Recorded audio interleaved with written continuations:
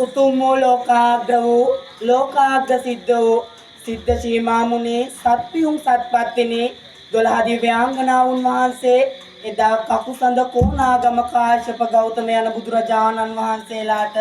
අටපිරිකර පූජා කරමින් 500ක් මහරහතුන් වහන්සේලාට අටපිරිකර පූජා කරමින් ඒ ලැබුණු පිනෙන් හා එදා දුකීට කූට පර්වතයේ තපස් රකිනා තැනේදී සක්‍රිය මහලු වේශයකින් පැමිණ නැගිනියනි මාහට දානියක් දෙවන්න දැක්කී තැනේදී අයන්ඩිය මට නොමැති අවස්ථාවකට ඔබට කුමන දානයක් දැක්කී තැනේදී නැගිනියනි මා දවස් ගානක සිට කුසගින්නේ පෙළඹී යයි කී තැනේදී එහෙනම් ටිකක් සිටින්නට අයන්ඩිය කියා සිනා පහල කොට සත් දිනක් ඇතුළත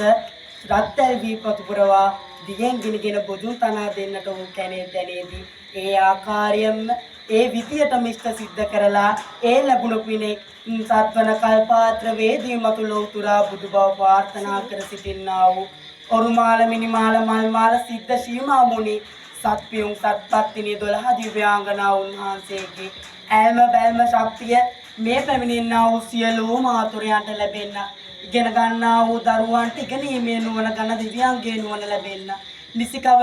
නිසිකාලට අවුව ලැබෙන්න නිසිකාට වර්ෂාව ලැබෙන්න සත්පියුම් සත්පත්තිනි 12 දිව්‍යාංගනාවුන් වහන්සේ ඈල්ම බැල්ම ශක්තිය මේ සියලු දෙනාටම ලැබෙන්න විශේෂිත පාදාන්තයේ දක්වා රැඳී වැළඳී තියනා වූ 89ක් රෝග 90ක් ව්‍යාධි 203ක් කාන්තරා දූරීන් භූත වෙන්න කියලා පත්තිනි දෙවියන්ට අදාළ කවියක් කියලා මේ හලන් සල්මක් කරලා යන්න හදන්නේ ආයුබෝවේ